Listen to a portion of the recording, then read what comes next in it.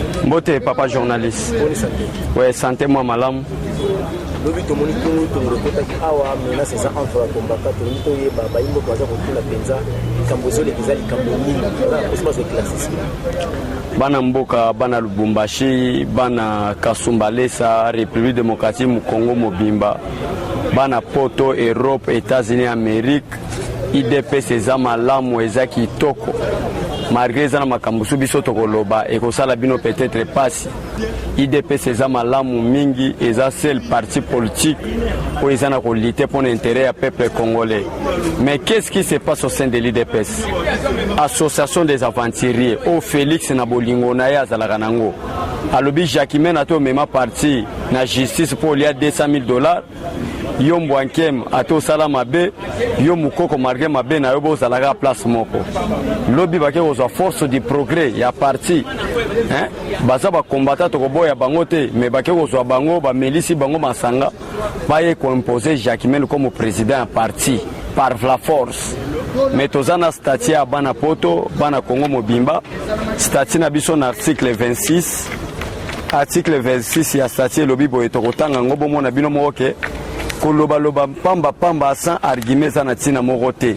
Article 26 ya statut pe article 64 ya statut et lobi boy to bandi na article 26 article 26 ya statut et lobi boy en cas de décès, de démission, d'empêchement définitif d'expiration des mandats ou d'interdiction d'exercer du président du parti, un directoire composé du président en exercice de la convention démocratique du parti, du secrétaire général du parti et du président de la commission électorale permanente du parti assume son intérim pour un délai ne dépassant pas 30 jours au cours duquel il est tenu de convoquer une session extraordinaire du Congrès en vue d'élection du nouveau président du parti. Les décisions pendant l'intérim doivent être prises par consensus. Babali Siango, l'article 64. Article 64 est à partir de l'Obiboui. Article 64 est à partir de l'Obiboui. Tout mandat ou toute fonction exercée au sein de l'IDPS prend fin par 1. La décès, la démission, empêchement définitif, expiration du mandat, déchéance. Mais tous regretter bateau bazo instrumentalisé bana force du progrès baza soi-disant ba juriste ba salimi beko mais bazo ya ko instrumentaliser bango ba texte o ya statut bazala nango te Tshisekedi atige la biso message moko bao balinga Tshisekedi l'amour du Congo et du Congolais bino mo bo sala fils mokoko lelo komi ko sala biso pasi mabezo comme la biso to expliquer bino pour ba mona comme si na IDPS tout le monde est mendiant, tout le monde n'est pas mendiant to yé pour na lutte changement et salema to zap lokolanga personnellement je suis gradué de l'IEC, j'ai fait la gestion financière mais souci na biso ezanine il n'y a qu'une seule personne c'est Tshisekedi wa Mulumba, c'est Tshisekedi Félix o biso to monique azana incarnation à changement ne biso nyonso ba tribu différent ba école différent to sangana to zana IDPS to lutter pour Kabila longwa mais Tshisekedi a été trahi le loso ki Tshisekedi a bimi abanda ko expliquer bino bana mokili pourquoi Tshisekedi a kufi bako yebisa bino ke Tshisekedi loka liboso bomi mundele te poisoté trahison akopesa muto confiance muto a trahir apese confiance o a trahir tala bino moko bo sala fils mukoko azanki ne lokote azota mona ba polo ba chemise lokolanga ba $100 bo pesier akomi ko melisa bato draw pour ba ko telemela feye souci na bango ce n'est pas Jamar bazana problème na Jamar kate souci na bango comment aux élections du 23 décembre 2023 déstabiliser l'IDPS parce que l'IDPS c'est le pouvoir de tout ça bango passer ndenge ni to ko déstabiliser l'IDPS lokola ba yebi que la majorité biso passion na biso amour na biso ezalaka Félix soki balobi ke Félix mabe bato bakosuspecte bango bazo batama et pas à Jamar mais muto aza bien éduqué muto azo éducation de base akosala nini alobi il y a un mandat spécial que le président de la République a tiré intérim pour Jamar Kaboun mais pour nani tozo combattre botala bino moko réalité le kaki yangwana tango ba meli bazo dodo na bango ba ye lobby ba ye lobby pour ba imposer Messieurs Jacquemaine Chabani comme président IDPS, ballon la jamar par la force. Est-ce que ça vraiment les gens sont malades ou quoi? Par quel moyen vous allez m'appeler? Aux Hollande, tu as expliqué bien que la calme, mutu moka kufite et ça va réalité. Ko personnellement, na lingate ko loba makambo na média. Bon bimisa biso comme des aventuriers. J'ai été attaqué na zo la jamar to kutana na ye parce que ndaku babuki nazanani ni président babuki babuki pona nini po fils mukoka lingi kaka nazwa ba combatto ba yokelanga na meme na sima na to temela Jean-Marc. OK, biso to ça par principe. Tu sais que de tika biso boité, atika biso amour. Mais pourquoi chaque fois mukoko nani mukoko asala makamune kaka jour la muka bazana dossier. Est-ce que ça c'est aimer Félix Tshisekedi? Bana poto batebele ba comprendre Félix Tshisekedi té. Félix Tshisekedi rosa lozo sala no mabe ayepe asungio na mawaza la nango. Mais na ba chose sérieux a rochaote. Preuve à la pour azuba conseiller mukoko c'était combattant de 1990. Mais pourquoi bâtir un groupe à conseiller? Parce que na makambo est sérieux. On ne peut pas mettre n'importe qui malgré amour ya président. Donc dans la réalité les cas qui mutaku fiteka babal même nga biloko eza libanda saccagé ba yibi biloko ya ndaku bakame boko mona ngo vraiment jour eza ba journaliste ba ya bo mona ndeki biloko eza ndaku nde réseau oyo ba mukoko baza ko linga papa journaliste ngo to mona ki ba pulusu bayaki bataki maboko bango na ba combattant bakangati bato oyo penza bazalaki lo batongo mpona koya koluka ko boto la parler ndako oyo ezali penza ya kondo pe ntetikela tikela bino ba combattant mais to yoke koyoka lona tongo bazimo d'ordre la police zimo de batika bato ngo bakei bato basali mobulu okangi bango pe botiki lisusu papa makambwana nazana confiance à président na Félix Tshisekedi parce que ce pays a été détruit par des politiciens. Moi je voulais pas parler de yakotika batwana na lina lubana nous vraiment pour na batwana parce que Félix a eu une décision, vous n'êtes pas souple, preuve à l'appui tanga yambaki mukoko a traité bango bakuluna mais akabeli mo mbongo. Si vous avez bien dit qu'on comprend qu'est-ce qu'il y a, mais na koyebi so que président ça les déclarations à RTNC na tonga lelo pour dire que muto nyoto antita ka bana dipové il sera poursuivi. Mais peut-être à zolu gaza procédure moko za la respecter papa journaliste bango nyoso bako kangama donc bana poto bo pesa confiance toujours na IDPS.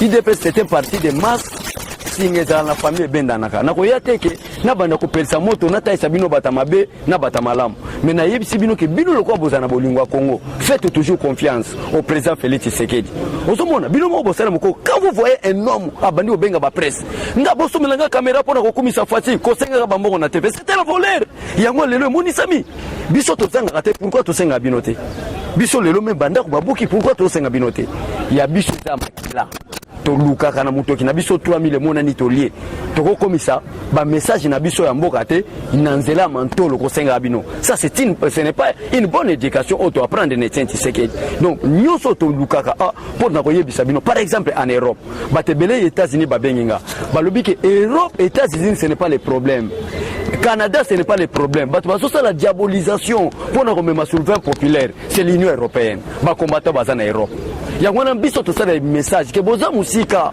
ba français baloba on est mieux chez soi a tous ans ba milliards na yo na Europe mais jour ba français ba ko décider que ba benga na yo on ko perdre tout to ngande na mboka na yo nde raison pour laquelle to ça si ma Félix Tshisekedi papa journaliste pour nous soutenir et nous croyons à 100% que 5 ans Félix Oyo ataba immeuble comme matate mais il y aura un grand changement pour ce pays et ça na ba ndeko ba moto na bango pe bungi sikoyo osuki boni na ba konza IDPS bino bato boza ba victime bandeko mosusu babotoli bango bamoto yonda kuyangwana epai sikoyo parti lobini lipona yo tokutani na président Jean-Marc babenge na cité de l'Union africaine rapide ayebisi biso tozela ntango azoya bakozwaka solution nyonso yango wana papa journaliste omona spécial matinée bato bakolanda ngo lobi toza na matinée akafukafu koéclaircir na bato ya mokili mobimba tala musala bino bana poto mbongo etrouble bino te nalobi te bokabelanga mbongo to bokabela n'importe qui voilà la situation à soutenir les combattants de l'IDPS basto basala statistique balobi ke peuple congolais baza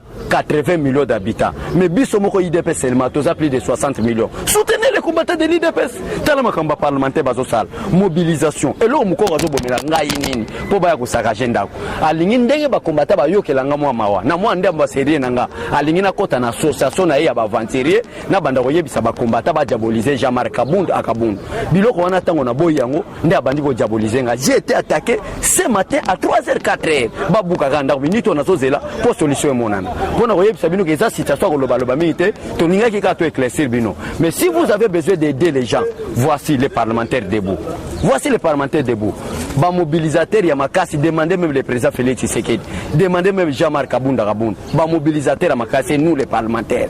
Déjà dès que makambo bimi, tala makambo tosali. Spécial matinée politique thème devoir et droit des combattants. Malgré tout betami, malgré bana bazali banda bilo bazali banda to limite au sala mobilisation pour na lobby. Mais ba mukoko bozako fula, au juste basalani. Seulement ko lata ba vesta comme zo basi, lelo comme lolendo. Est-ce qu'il a la compétence de diriger l'IDPS mukoko malgré ses émissions na ba YouTube? Est-ce qu'il a cette compétence? Non, non. Et c'est qu'il va réadiquer pour comme on a compétence wana. Et l'on a l'ingade à wanate. Et tout le monde ne va pas aller travailler au niveau du président et dont le président de la République. Félix Akotia Batunyon sote bazala na cabinet. Biso ba musu to travailler na ba commune, ba musu ba travailler na ba quartier, ba musu ba travailler na ba gouvernorat, ba musu ba travailler na ba différents ministères, ba musu ba travailler na ba entreprise publique. Mais bino nous so dingo coincer Félix vous allez ba conseiller na présidence. C'est pour quel problème? Est-ce que vous aimez le parti? Vous aimez votre président? Talana papa na ngama kamumuko ko aloba po on a certain aventurier. O ngande na zaboye Félix afuta ngate. Mais bambongo bana poto batinda na kombo ya nani? Ya Félix Tshisekedi Lombo. C'est un aventurier Félix yo lingi Félix afutoni. Et pour bisonde Félix afuta biso. Un aventurier baye baye kana malobane papa journaliste mais le parti est un et restera un. Ni le reconnaît ça ba combattant oyo bazali derrière mon amour quand Félix Tshisekedi. Ni le reconnaît ça na bango pour na makambo ndenge bandi boye. Ezala kaka bona ba Daniel Safu yaka kosupika bakomi mopanzi. Ni le reconnaît ça ba combattant. Bano ya poto en dehors de l'IDPS, il n'y a aucun parti politique que vous devez soutenir. Par exemple, je donne un exemple, parce que papa journaliste a un petit peu de combinaison. Prenez l'exemple de Jean-Pierre Bemba. Il a travaillé avec Kabila. Prenez l'exemple d'Adolphe de Mouzito, mon frère de Bandou. Il était premier ministre et nommé par le président Kabila. Demandez même l'exemple de Martin Fayulu. Il était député national au moment où Tshisekedi wa Mulumba Alobaki qui est beau légitimer Kabila Tebo en ensemble. Prenons l'exemple de Kianko, Moïse Katumbi. À peine il vient d'être le gouverneur du Katanga. Mais dans la diabolisation, Bino en Europe, bazo sabino que Félix aza coincé. Batouana tango bazai na bazako sala na gouvernement. Chef de l'État na bango ezaki nan. C'est M. Kabila. Yangona bino boza derrière.